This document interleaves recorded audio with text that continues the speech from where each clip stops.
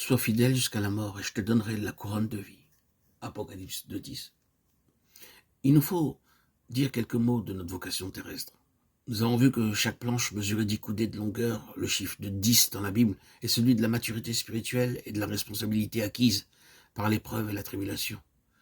La maturité spirituelle ne s'acquiert pas par les facultés de notre intelligence. Vous pouvez posséder beaucoup de connaissances véritables, mais ce n'est que par des épreuves, des tribulations, que vous deviendrez spirituellement mûr. Votre vie ici-bas est le terrain de votre formation. Ces planches en bois mesuraient 10 coudées de hauteur et 1 coudée et demie de largeur. Elles reposaient chacune sur 2 bases d'argent. Dieu aurait pu utiliser l'or pour ces bases, mais il choisit l'argent. Pourquoi? L'argent est le symbole de la rédemption dans la Bible. C'est le symbole du prix que le Seigneur Jésus paya pour nous racheter pour lui-même.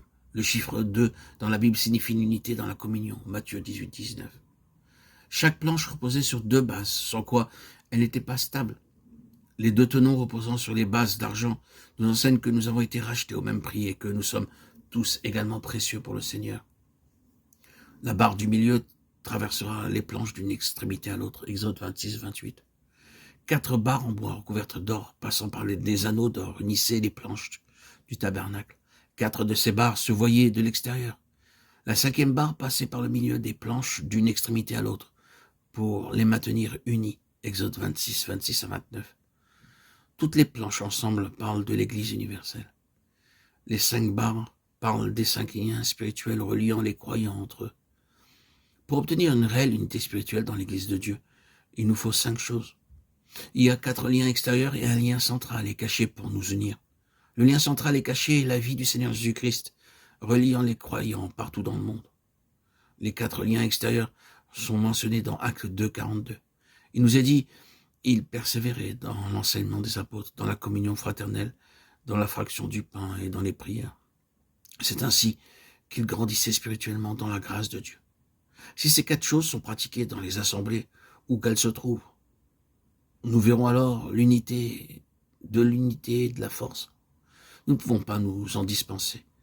Le lien capital est le plus important, et la vie du Seigneur Jésus-Christ demeurant en nous. C'est ce que représente la barre cachée passant à travers les planches d'une extrémité à l'autre. Lorsque le Seigneur Jésus-Christ devient le Seigneur de notre être, nous ne pouvons qu'aimer chacun, parce que l'amour du Seigneur Jésus-Christ se répand de nous vers tous ses enfants. L'arche de l'Alliance entièrement recouverte d'or. Il y avait dans l'arche un vase d'or contenant la manne, la verge d'Aaron qui avait fleuri, et l'étape de l'Alliance. Hébreux 9, 4. Dans le cœur du sanctuaire, le lieu très saint, se trouvait une seule chose, l'arche du témoignage. C'était une boîte de bois de sittim, mesurant 2 coudées et demie de longueur, 1 coudée et demie de hauteur et de largeur. Elle était recouverte d'or, dessus reposait un couvercle ou trône de miséricorde, d'où formant une seule pièce sortaient 2 chérubins d'or. Depuis le temps de leur pérégrination dans le désert jusqu'au jour où, 40 ans plus tard, ils entrèrent dans la terre promise, les enfants d'Israël recevaient un moyen de subsistance quotidien provenant du ciel. Cette manne, qui ressemblait à de la rosée, avait le goût de galette au miel, devait être amassée au lever du soleil. Elle était toujours en quantité suffisante pour satisfaire le peuple entier. Un homère fut déposé dans l'arche de l'Alliance pour témoigner de ce que Dieu a fait, une provision suffisante de nourriture céleste pour chaque homme. Il y avait aussi dans l'arche la verge d'Aaron qui avait fleuri.